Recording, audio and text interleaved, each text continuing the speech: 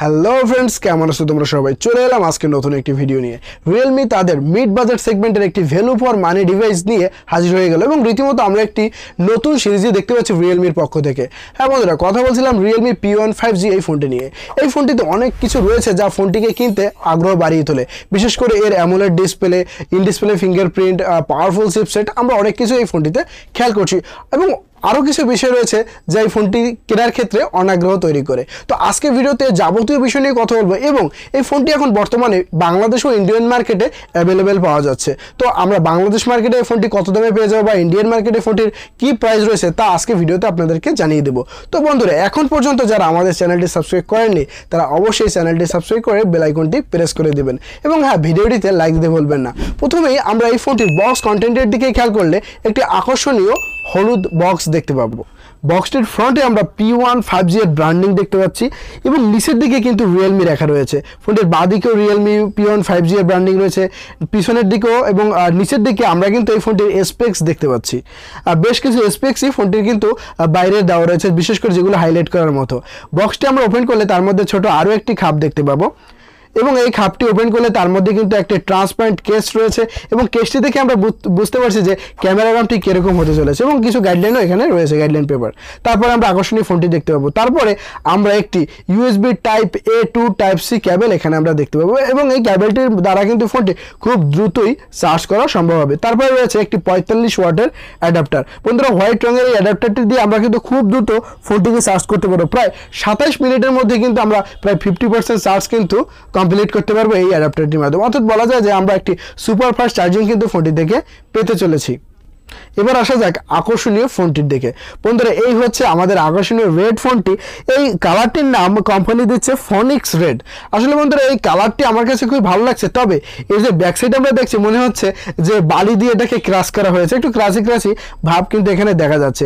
নিচের দিকে রিয়েলমি রয়েছে। ও হ্যাঁ, আরও একটি আমরা কিন্তু বক্স কন্টেন্টে পেয়েছিলাম যেটা হচ্ছে সিম ইজেক্টর টুল, সেটাও কিন্তু আমরা পেয়ে যাব এখানে। বন্ধুরা, ফোনটির পিছনে কিন্তু 4টি ক্যামেরা বামের শেপ কিন্তু এখানে দেখা যাচ্ছে, তবে এখানে কিন্তু আমরা 2টি ক্যামেরা এখানে খেয়াল করব।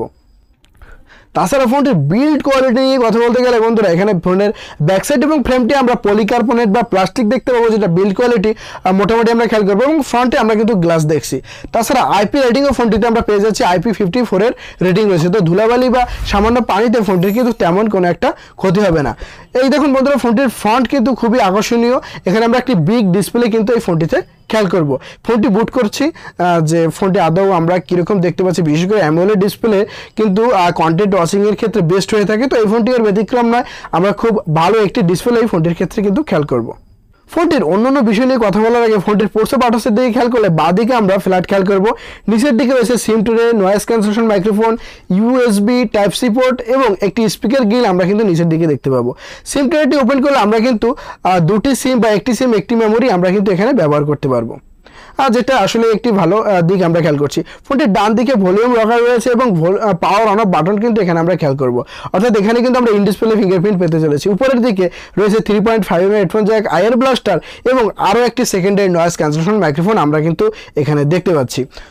তো ওভারঅল ফোর্স অফ বাটনস দিকে খেয়াল করলে আমরা কিন্তু কোনো কিছুতেই এখানে নিরাশ হচ্ছে না। এখানে সেকেন্ডারি নয়েজ ক্যান্সেলেশন মাইক্রোফোন দেখতে পাচ্ছি এবং এখানে কিন্তু আমরা ফোনটিতে ডুয়াল স্টুডিও স্পিকার দেখতে পাবো এবং আমরা আইয়ার ব্লাস্টারও দেখতে পাচ্ছি। যেমনটা আমরা যদি কথা বলতে যে এর তাগড়া কম্পিউটার, সেটা হচ্ছে Vivo T3X, সেখানে কিন্তু আমরা এই পোর্টস অফ বাটনসের দিকে ওই ফোনটিকে পিছিয়ে রেখেছিলাম। তো যেমনটা আমরা এই ফোনটিতে দেখতে পাচ্ছি আইয়ার ব্লাস্টার রয়েছে, সেকেন্ডারি নয়েজ ক্যান্সেলেশন মাইক্রোফোন রয়েছে, যেটা অবশ্যই একটি ভালো এক্সপিরিয়েন্স ইউজারের ক্ষেত্রে দিয়ে থাকে।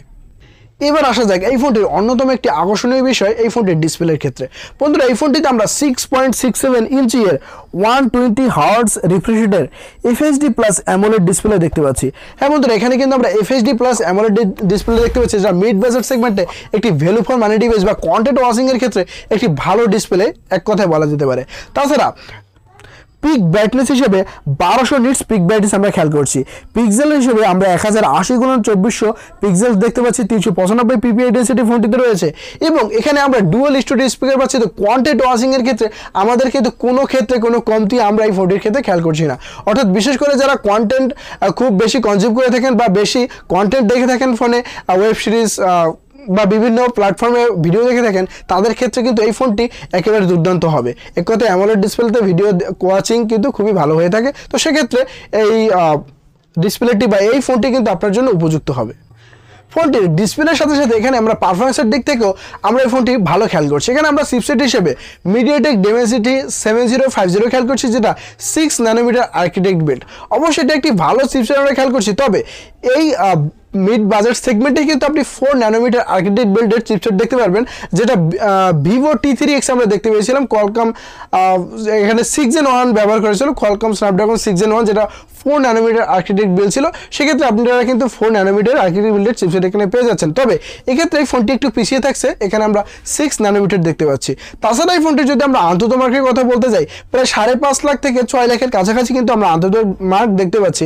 ভ্যারিয়েন্ট অনুযায়ী আমরা কিন্তু এর কম বেশি খেয়াল করছি। তাছাড়া এখানে জিপিইউ হিসেবে মালি G68MC4 আমরা এখানে খেয়াল করছি, যেটা আমরা গেমিং এক্সপিরিয়েন্সও কিন্তু মোটামুটি আমাদেরকে ভালো দিয়ে থাকবে। তবে হ্যাঁ, প্রফেশনাল গেমিং কিন্তু এই ফোনটি থেকে করা যুক্তিযুক্ত হবে না। তবে মোটামুটি এক্সপিরিয়েন্স আমরা করতে পারি, 1 ঘন্টা 2 ঘন্টা গেম প্লে আমরা অবশ্যই এই ফোনটি থেকে করতে পারি। তাছাড়া ফোনটির ওএস সিস্টেমের দিকে খেয়াল করলে আমরা লেটেস্ট ওএস সিস্টেম আমরা ফোনটিতে খেয়াল করছি। এখানে আমরা ইউআই হিসেবে Realme UI 5.0 খেয়াল করছি, যেটা রান করছে Android 14 এর সাথে। তাছাড়া ভেরিয়েন্ট হিসেবে আমরা দুটি ভেরিয়েন্ট এই ফোনটির ক্ষেত্রে পেয়ে যাব। একটা হলো 6828GB এবং আরেকটা হচ্ছে 8256GB। এক্ষেত্রে আমরা LPDDR4X RAM টাইপ এবং UFS 3.1 আমরা স্টোরেজ টাইপ দেখতে পাবো। এক্ষেত্রে স্টোরেজ টাইপের ক্ষেত্রে কিন্তু ফোনটি এগিয়ে থাকছে ভিভো T3X এর থেকে। সেক্ষেত্রে আমরা খেয়াল করেছিলাম UFS 2.0, সেক্ষেত্রে কিন্তু এটি এগিয়ে রয়েছে ওই ফোনটির ক্ষেত্রে। আমরা মোটামুটিভাবে ভিভো T3X এর সাথে কিন্তু আমরা এটা কিছু কিছু জায়গায় কম্পেয়ার করছি, যাতে আপনাদের ফোনটি কিনতে বা কোন ফোনটি আপনার জন্য যুক্তিযুক্ত হবে তা ইজিলি বুঝতে পারেন। এবার আসা যাক একটি ফোনের গুরুত্বপূর্ণ একটি বিষয়, সেটা হচ্ছে ফোনটির ক্যামেরা। এই ফোনটির ব্যাক প্যানেলে আমরা দুটি ক্যামেরা সেন্সর দেখতে পাবো। এখানে আমরা কিন্তু 4টি ক্যামেরা শেপ দেখতে পাচ্ছি, যে 4টি ক্যামেরা একটি অ্যাঙ্গেল এখানে দেওয়া রয়েছে। তবে হ্যাঁ, এখানে কিন্তু আমরা দুটি ক্যামেরা দেখতে পাচ্ছি। তবে ক্যামেরা নিয়ে খুব একটা বলার মতো কিছু নেই। এখানে মেইন ক্যামেরা সেন্সরটি 50 মেগাপিক্সেলের এবং দ্বিতীয় যে ক্যামেরাটি সেটা হচ্ছে 2 মেগাপিক্সেলের। এখানে আমরা মোটামুটি ভালো ছবি আমরা পেয়ে যাবো, আর ডাইরেক্ট সানলাইটে বা ডে লাইটে আমরা খুব ভালো ছবি পেয়ে যাবো। এবং আমরা যদি ভিডিওগ্রাফির কথা বলতে, আমরা 1080pতে ভিডিও রেকর্ডিং করতে পারবো সর্বোচ্চ, যেটা 480ps আমরা কিন্তু ভিডিও রেকর্ডিং করতে পারছি, যেটা একটি ভালো বিষয়। তবে এখানে কিন্তু আমরা কোনো 4K রেকর্ডিংয়ের সাপোর্ট এখানে খেয়াল করছি না। সেক্ষেত্রে ক্যামেরার দিক থেকে কিন্তু ভিভো T3X থেকে বা মোটো G64 থেকে এই ফোনটি ক্যামেরা সেকশনের দিকে পিছিয়ে থাকবে। ক্যামেরা সেকশন নিয়ে যদি আপনার চিন্তাভাবনা থেকে থাকে, সেক্ষেত্রে আপনি ভিভো T3X দেখতে পারেন, অথবা এই বাজার সেগমেন্টে মোটো G64 এই ফোনটিও দেখতে পারেন। সেলফি ক্যামেরা হিসেবে আমরা 16 মেগাপিক্সেলের ক্যামেরা দেখতে পাচ্ছি এবং এক্ষেত্রে 1080pতে আমরা 30fps কিন্তু ভিডিও রেকর্ডিং করতে পারছি, যেখানে আমরা একটি স্টেবল পারফরমেন্সই কিন্তু এখানে দেখছি। তো বন্ধুরা, এই হলো ফোনটির ক্যামেরা পারফরমেন্স। তাছাড়া ফোনটির ব্যাটারি পারফরমেন্স নিয়ে কথা বলতে গেলে আমরা 5000 mAh এর বিগ ব্যাটারি দেখতে পাচ্ছি এবং 45 ওয়াটের অ্যাডাপ্টার আমরা বক্সের মধ্যেই দেখতে পাচ্ছি। তো আমরা ফোনটি থেকে কিন্তু খুব ফাস্ট চার্জিং করতে পারবো। কোম্পানি ক্লেম করছে যে 27 মিনিটে এই ফোনটি 50% কিন্তু চার্জ করতে সক্ষম। তো আমরা ফাস্ট চার্জিংয়ে কিন্তু সাপোর্ট এই ফোনটি থেকে পেয়ে যাব। তাছাড়া সেন্সর হিসেবে বলতে গেলে আমরা ইন ডিসপ্লে ফিঙ্গারপ্রিন্ট পাচ্ছি, যেটা এই ফোনটির ক্ষেত্রে আমার কাছে সব থেকে আকর্ষণীয় একটি বিষয়, যে আমরা মিড বাজেট সেগমেন্টে আমরা ইন ডিসপ্লে ফিঙ্গারপ্রিন্ট কিন্তু দেখতে পাচ্ছি এবং ফেস আনলক তো ফোনটিতে থাকছে। তাছাড়া অন্যান্য কানেক্টিভিটির কথা বলতে গেলে আমরা 5G দেখতে পাচ্ছি, NFC রয়েছে, ব্লুটুথ 5.2 আমরা এখানে খেয়াল করছি। এবং কালারের কথা বলতে গেলে আমরা দুটি কালার দেখতে পাচ্ছি, একটি রেড আর একটা হচ্ছে গ্রিন। এখানে রেড কালারটিকে কোম্পানি বলছে ফোনিক্স রেড এবং পিকক গ্রিন কোম্পানি ক্লেম করছে। এবার আসতে থাকে এই ফোনটির অন্যতম একটি আকর্ষণীয় বিষয়, এই ফোনটির প্রাইস সেগমেন্টের ক্ষেত্রে। বন্ধুরা, এই ফোনটি আমরা ইন্ডিয়ান মার্কেটে 16,000 রুপির প্রাইস সেগমেন্টে দেখতে পাচ্ছি। তবে ভেরিয়েন্ট অনুযায়ী কিছুটা দাম কম বেশি আমরা খেয়াল করতে পারি। এবং বাংলাদেশ মার্কেটে ফোনটি অ্যাভেলেবেল রয়েছে, ঢাকা, বসুন্ধরা বা যমুনা ফিউচার পার্কে আমরা ফোনটি কিন্তু অ্যাভেলেবেল দেখতে পাচ্ছি। এবং এখানে আমরা 27 থেকে 28 বা 29,000 প্রাইস সেগমেন্টে এই ফোনটি কিন্তু আমরা এখন আনঅফিসিয়ালভাবে হাতে পেয়ে যাচ্ছি। তো বন্ধুরা, এই ছিল আজকের ভিডিও। আশা করি ভিডিওটি আপনাদের ভালো লেগেছে। যদি কিছু আরও জানার থেকে অবশ্যই কমেন্ট করবেন এবং হ্যাঁ, চ্যানেলটিতে এখন পর্যন্ত যদি সাবস্ক্রাইব না করেন, অবশ্যই চ্যানেলটিতে সাবস্ক্রাইব করে বেল আইকনটি প্রেস করবেন এবং হ্যাঁ, ভিডিওটিতে লাইক দিতে বলবেন না। আর শীঘ্রই নতুন কোনো ভিডিও নিয়ে ভালো থাকবেন, সুস্থ থাকবেন। ধন্যবাদ।